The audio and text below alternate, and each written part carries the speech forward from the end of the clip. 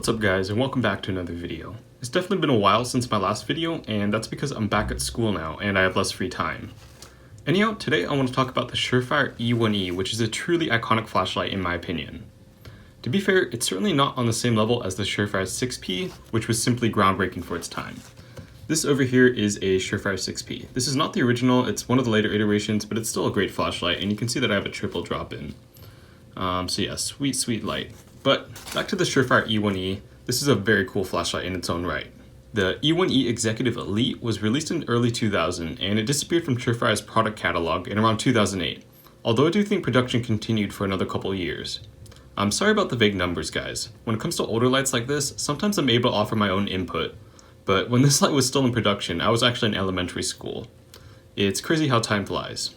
The crux of the E1E's allure rests on its platform itself, which is commonly referred to as the E-Series platform. There is a plethora of aftermarket parts that allow for far more customization than modern customs allow for, as well as widespread modularity between different E-Series flashlights and their respective components. And because there's so much aftermarket support, you can very much build a flashlight to your own exact specifications. And just to make my point, if we look at my E1E, you can see that this one has quite a few mods done to it.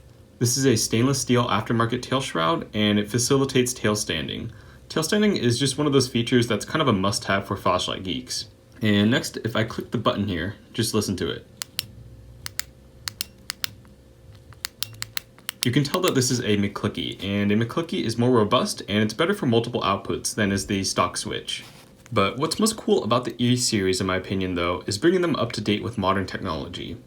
Because a lot of the older E-Series were incandescent, which used a simple xenon bulb, like I have here, this one will actually work with the E1E still. I have a ton of bulbs, and these are xenon bulbs. I have a ton of them that I purchased when I bought this light as well.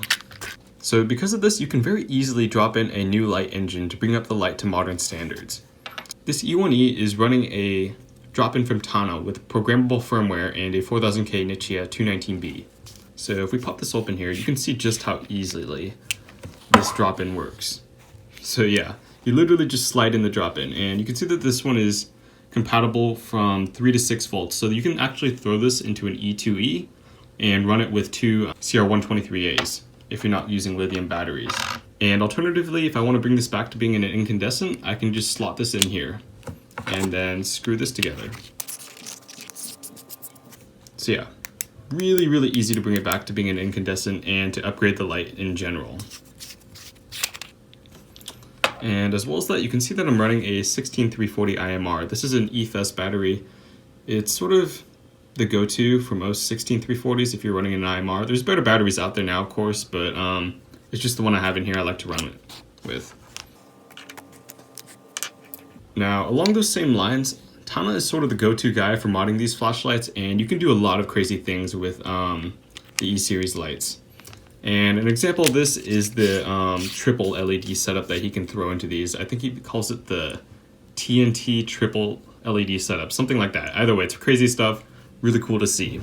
With all this said, the E-Series isn't without drawbacks. Most notable is the lack of 18mm cell support. When I say 18mm cell support, I'm talking about 18350s. Alright, so this right here is an 18350. This is sort of an older one, so it doesn't have as much capacity, but more recent ones have actually hit around 1200 milliamp hours, so it has significantly more capacity than the 16340 IMR that I showed earlier.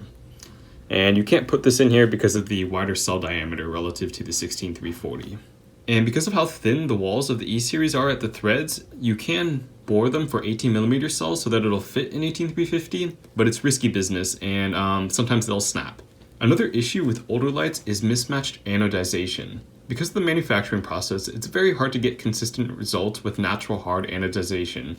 And if you look at my flashlight, even on mine, if the light hits it just right, you can see that the colors on the head and body are different shades. I'll throw up a picture on top for sure so that you guys can get a better idea of what I'm talking about. That said, the E-Series platform is just super adaptable and freaking cool. That a more than a decade-old torch can hold its own against modern torches is truly laudable, and more than anything, at least for me I think, it's cool to know that I can still use, and use effectively, a torch that is almost as old as myself. And on the topic of age, I want to make a comment on customs in the flashlight market. And what I'm going to say next might trigger some people, but hey, it's the truth. And here it is. Most customs have neither 1, liquid cash value, nor 2, prestige. and this can be predicated on the mass market saturation of them. They follow the same tired design, distinct bodily aesthetics, and in short, as a result, they'll never leave a lasting, significant mark on the flashlight world like the Surefire E1E will. And to this end, in recent years, the E1Es have become of collector status, and they are quite desirable in the secondary market. Picking them up is still quite possible, but it's getting increasingly rare to find them in good condition, and you'll pay a premium over what they used to go for.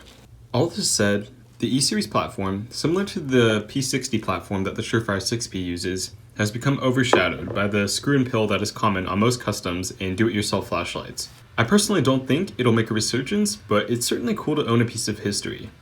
I actually used to own quite a few more E-Series lights, but I've had to liquidate the collection as it got too big.